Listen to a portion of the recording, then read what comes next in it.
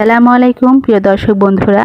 গত পর্বে এই পর্বের জন্য প্রশ্ন ছিল আলেম কত প্রকার ও কি কি। হ্যাঁ, আলেম দু প্রকার, এক সম্পন্ন আলেম, দুই অসম্পন্ন আলেম। সম্পন্ন আলেম হচ্ছে যে আলেমের ভিতর শরীয়ত এবং মারিফত দুইয়ের উপর জ্ঞান এবং কর্ম বা গুণ রয়েছে, তারা হচ্ছেন সম্পন্ন আলেম। এবং অসম্পন্ন আলেম হচ্ছে এই শরীয়ত এবং মারিফত দুইয়ের মধ্যে শুধুমাত্র একটির উপর জ্ঞান ও কর্ম রয়েছে, তারা হচ্ছেন অসম্পন্ন আলেম।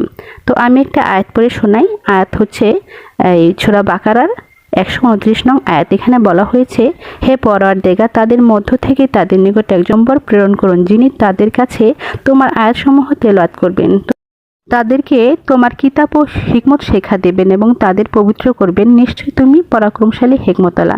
দেখুন, এই আয়াতে তাদের মধ্য থেকে তাদের নিকট একজন পয়গম্বর প্রেরণ করার কথা উল্লেখ রয়েছে। আমাদের দয়ালু আল্লাহ মালিক তাই যুগে যুগে সম্পন্ন আলেম বা সহি পীর প্রেরণ করে আসছেন। আগামী পর্বের জন্য প্রশ্ন